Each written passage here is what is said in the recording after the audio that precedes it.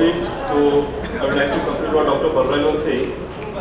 First of all, to define what are the adverse effects following immunization AEFI. So any event following immunization is AEFI may not be related to vaccination. And as you were saying, there may be 5 types of reactions occurring. One may be due to vaccine, as we are seeing local reaction or immunity. One may be because of coincidental reaction case, somebody is getting pneumonia by giving OPV. Some may be injection related, somebody is getting symptomatic after receiving the injection, and maybe unknown reactions. So we are talking of programs. What are the programs for awareness of this program? It is the responsibility of all the persons involved, right from the manufacturing up to the vaccine provider.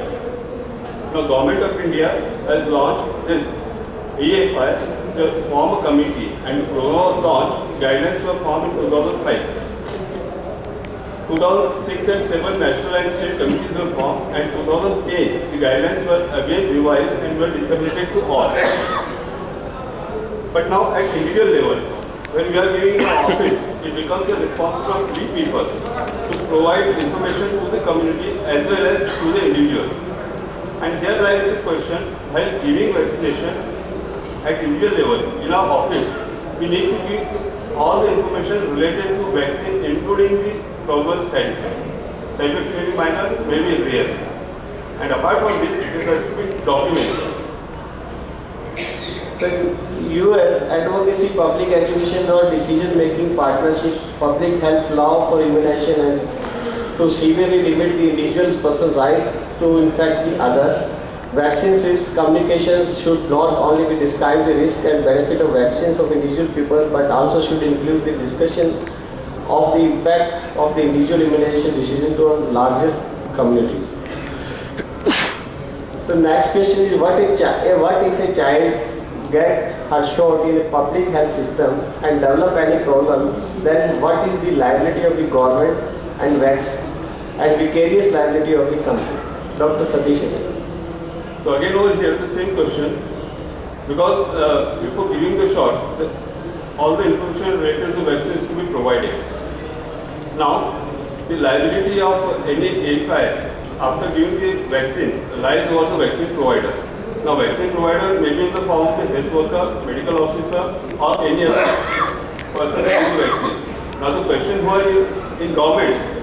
The government, we presume that the vaccine provider may be in the form of health provider or ANM is trained. So, if it is he or she is trained, the liability lies on the vaccine provider. In private, it may lie on the vicarious liability may lie on the. Sir, can you see any instance where the vaccine drive polio has been developed and he has been compensated? Have you know any? Sir, I know the other part of the question, what is the vicarious liability of the government? In Odisha, after taking the DPT vaccine, one child developed encephalopathy and lived with mental abnormality. And the question of compensation for this was raised, but we were fortunate for doctors that the court denied the compensation, but they advocated the government to take care of the child and provide the full rehabilitation for his mental abnormality. So basically, compensation should be given because this vaccination is given to the healthy child, and we are making him disease. So though incidence may be 1 in lakhs, but the one person who gets the disease is the only person for his family and his parents. There was one case reported in 1999 after pulse polio vaccination. One child died, and that case was dragged into the court, and court gave the compensation of 2 lakhs to the parents. In US they have the re and vetch decision, which hold the manufacturers liable for failing to provide the adequate warning in the mass campaign vaccine provider, that was NURS. And but now in India and now in US they have developed National Childhood Vaccine Injury Act, also established to no fault compensation mechanism for the personal injury by the vaccine covered by the act. So they have this system. The next question is, what if the child gets a shot in private clinic and develop some adverse reaction, then what is the